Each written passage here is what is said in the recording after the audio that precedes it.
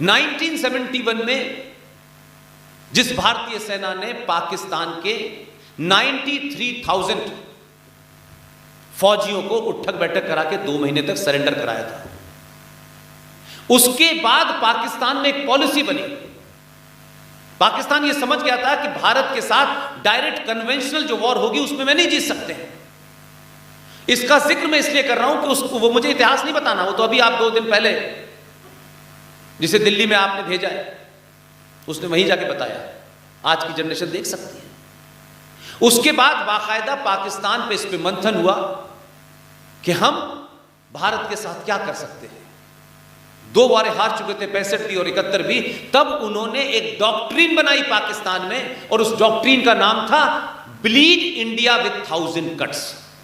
भारत को 1000 जख्म दो और वो रिश्ते रहें। उसके तहत ये आतंकवाद वहां की फॉरेन पॉलिसी का हिस्सा है, उसका एक अंग है।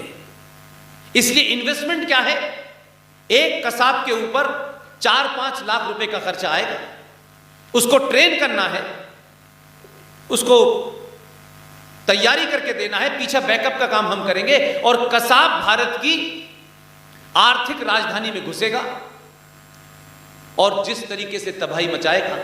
55,000 करोड़ रुपए का उस दरमियान में पूरी मुंबई को आर्थिक नुकसान हुआ, और एक हमले ने पूरे देश की जो राष्ट्रीय चेतना थी, जो नेशनल विल थी, उसको डरा दिया। आपके कमांडोज ने एक्शन किया, फिर वो मारा गया, फिर उसके बाद में मुकदमा चला। लेकिन एक आदमी पे 5 लाख रुपए का इन्वेस्ट 6 लाख रुपए का पाकिस्तान ने किया, और उसने भारत में वो तबाही मचा दी जो कि युद्ध के बराबर होती है। आर्थिक रूप से आपने आपकी राजधानी को तोड़ दिया उसने। 4-5 दिन तक मुंबई स्टैंड स्टिल हो गया। लेकिन उसकी तरफ इशारा आर.एस. सिंह साहब ने इस किताब में किया है। पूरी प्लानिंग में, उस 26/11 की पूरी प्लानिंग में भारत सरकार का गृह मंत्री शामिल था, भारत सरकार का सिस्टम शामिल था। यह बात कोई नहीं कह सकता। बड़े सवाल लोग उठाएंगे, एक एक डॉक्यूमेंट इसके अंदर है, पूरी प्लानिंग के साथ, क्योंकि 2009 का चुनाव जीतना था, और अगर हम चुनाव नहीं जीतेंगे और हम हिंदू टेरर क्रिएट नहीं करेंगे तो मुसलमान का 100% वोट नहीं मिलेगा हमें।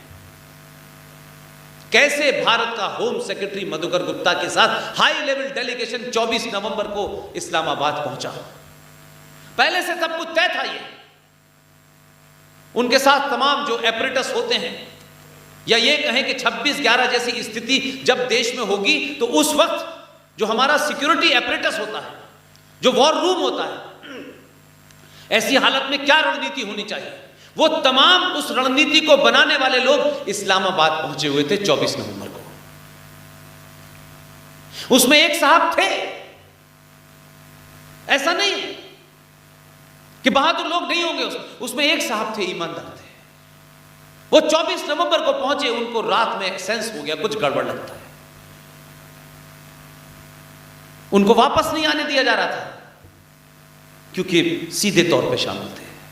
वो आ गए भारत, लेकिन जो प्लानर थे हिंदुस्तान की, आप सोचिए कि आपके देश की सरकार अपने ही देश के अंदर अपने राजनीतिक स्वार्थों के लिए एक इतना बड़ा हादसा कराए, क्योंकि उसके फॉलआउट से उसकी सरकार बनेगी। ऐसी सरकार को आग लगा देनी चाहिए, ऐसे लोगों को चौराहों पे घेर घेर के मारना चाहिए। अगर इसमें हत्या का भी आरोप लगे तो कोई दुख की बात नहीं है, क्योंकि यह नस्ल समाप्त होनी चाहिए। मैं नहीं, मेरी आने वाली जनरेशन भुगतेगी। किसी एक को पहल करनी पड़ेगी। भारत की व्यवस्था उनको सजा नहीं दे सकती। वो आज भी इस सत्ता और व्यवस्था के अंदर मजबूत हैं। आपने अभी सरकार बदली है, व्यवस्था नहीं बदली। व्यवस्था परमानेंट है। इसलिए रोज ये जो नए नए ड्रामे होते हैं, ये उसी का असर है। वो आदमी भारत आ गया, और सोचिए कि उसी दौरान में 26-25 तारीख को उनका दौरा समाप्त हो रहा था। क्योंकि मेरा उस मुल्क से ज़रा पास का 12 साल संबंध रहा है तो मुझे उनकी जगह पता है। इस्लामाबाद से ऊपर एक खूबसूरत सा हिल स्टेशन है जिसे मरी कहते हैं। कहा गया कि भाई आप लोग आए हैं पहली बार, हमें मेहमान नवाजी का थोड़ा मौका दीजिए, आप एक दिन और रुकिए और जो मरी हमारा खूबसूरत हिल स्टेशन है जरा उसका लुत्फ लीजिए। हमारे यहां तो लोग लुत्फ के लिए वैसे बेकार बेचारे दीवाने रहते हैं। पूरी की पूरी दुकान उठ के मरी स्टेशन चली गई और मरी हिल स्टेशन से भारत के और उनके बीच का सारा कम्युनिकेशन जीरो हो गया।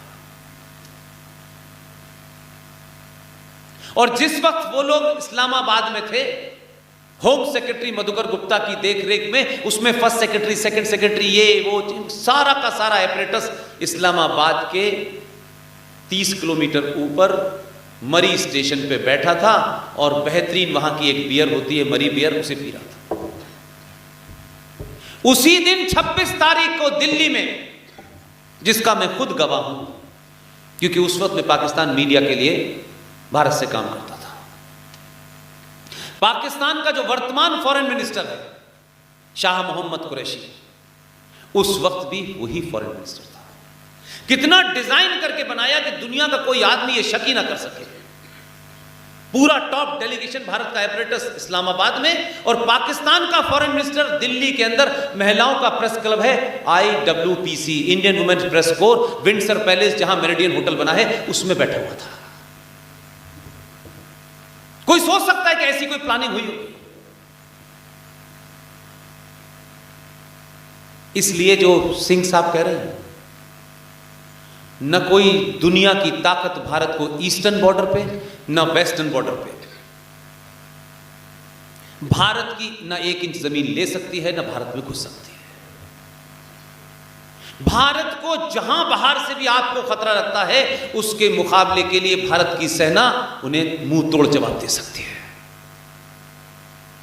उसकी सैन्य शक्ति पे आपको कोई शक नहीं होना चाहिए। ये राफेल है, ये मिराज है, ये है, वो है, ये सब कुछ है।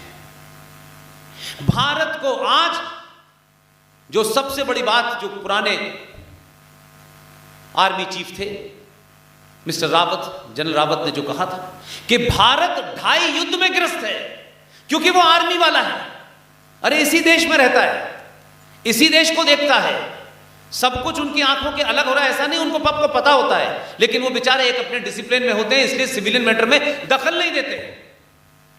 भारत को इसके अस्तित्व से लेके आज तक अगर सबसे बड़ा खतरा है तो इसको थर्ड फ्रंट जो भारत के अंदर है, भारत के अंदर जो करोड़ों गद्दार हैं, जो अलग अलग शक्लों में हैं,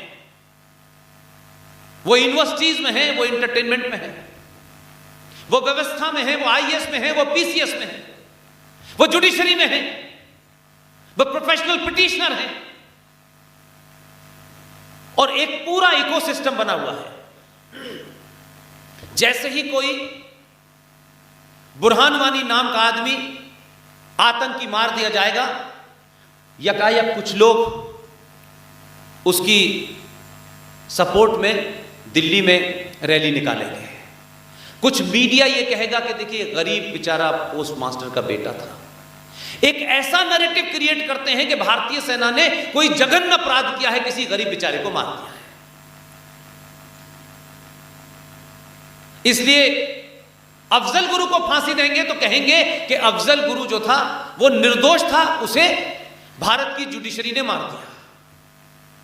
याकूब मेनन को सजा होगी, इसी संविधान के तहत होगी, और वही अल्ट्रा सेकुलर सरकार के दौर में होगी, तब भी याकूब मेनन का फांसी जो है भारत की जुडिशरी का जुडिशियल किलिंग है। ये नैरेटिव बनाते हैं।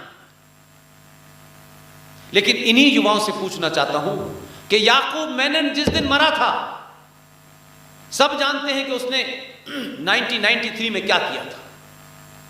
इसलिए आप फैसला करें, जो भाई भाई की बात करते हैं, हिंदू मुस्लिम एकता की बात करते हैं, यह मुमकिन ही नहीं है। इसका टेस्ट हम पिछले हजारों साल से दे रहे हैं। ये जो पूरी फहरिस्त गिनाई कि किसने मंदिर तोड़ा, फिर किसने बनाया, फिर किसने मंदिर तोड़ा, फिर किसने बनाया, चाहे वो काशी का हो, चाहे मथुरा का हो, चाहे अयोध्या का हो, चाहे 30-40 1000 मंदिर टूटे हुए। ये किसने तोड़े भाई? जमीन नहीं मिल रही थी क्या उनको? मंदिरों को तोड़ने की वजह क्या थी? मंदिर सनातनी हिंदुओं के सम्मान का प्रतीक है।